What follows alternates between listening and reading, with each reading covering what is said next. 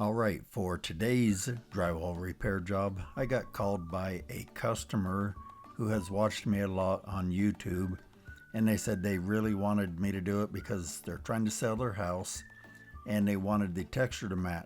So I'm going to show you how I did all that right after this.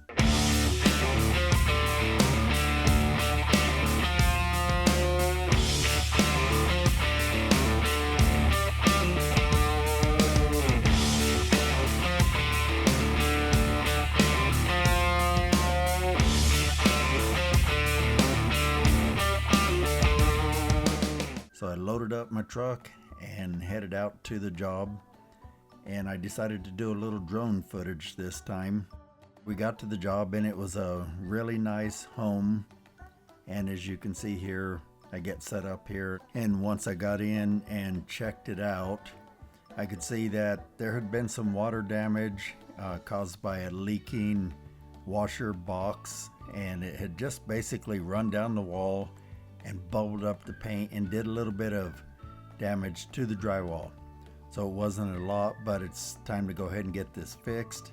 So the first thing I did was to basically probe the drywall. You can see me poking at it here with my knife, and the purpose of that is to find out if the sheetrock has softened, rotted and such, and if I need to cut it out.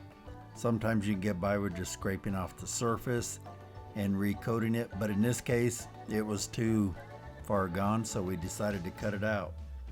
So after covering the floors and some basic masking, the first thing I did was measure it out and find out roughly what size. And I usually like to go an inch or two wider than what it looks like, and then I cut that piece of sheetrock to that shape, and then all I do is hold it up to the wall and trace around it.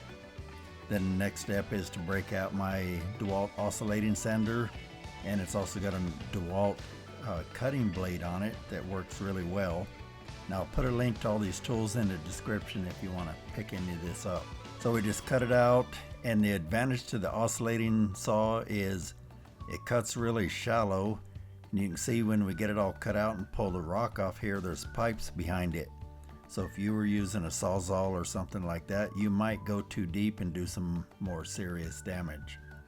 So we put the new drywall back in, go ahead and get it screwed down and fastened all around. Now if you don't have studs to screw to, you can just put backing pieces in, but we had some studs to screw to here. And then once we get that done, it's time to go ahead and mesh tape it. Now you can tape it any way you want. The way I do it is I apply the mesh tape, and then that way I can turn around and put a coat of hot mud on it right away. Now a lot of times I'll use 5-minute mud, but because of the walking distance and I wasn't in a big rush and the homeowner was asking me lots of questions, I decided to go with 20-minute hot mud. Now if you're a novice, I'd recommend you stick with 45-minute, and if you're really a novice, you might want to just go with like Fibofuse and regular weight all-purpose and just let it air dry. So we get it all mixed up out here, and then we go ahead and put our first coat on. I'm basically just trying to kind of bed the mesh tape and get a basic coat on it. So we get that fully coated like you can see here, and then we let that set up. All you do is you don't let it dry, you're just letting it set up. Now 20-minute hot mud takes roughly 25 to 30 minutes to set up. So we come back in and check it. Once it's set up, we do this scraping method where I turn my knife sideways and scrape off the high points. Now you can't sand this, so if you can't put it on flat, use regular mud that you can sand. And so anyway, we scrape off those high points, then we go mix up some more hot mud, come back in and put on the second coat of mud. Once we get that coated, it's looking pretty decent for this type of texture. Now you see the texture we're trying to match here. It's actually a full coverage, meaning you put a solid coat of mud on and then you create a texture in it. So we don't really have to do a great perfect job. Plus this is behind a washer and dryer.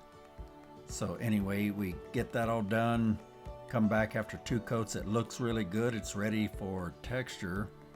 So we go ahead and just put a solid coat of mud on it, and then I break out this pull trowel.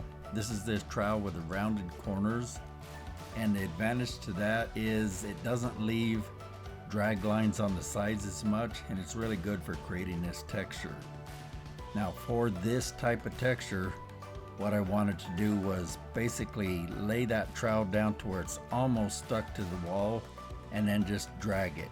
You can kind of see me doing that here in the video, and you're just trying to drag it until you get that kind of draggy texture look. And when we got done, you can see that it came out really well. Here's a before and after showing what we're matching, and it really came out good. So that I brought the homeowners in to see what they thought, and as you can see here, they were really pleased. Texture looks great.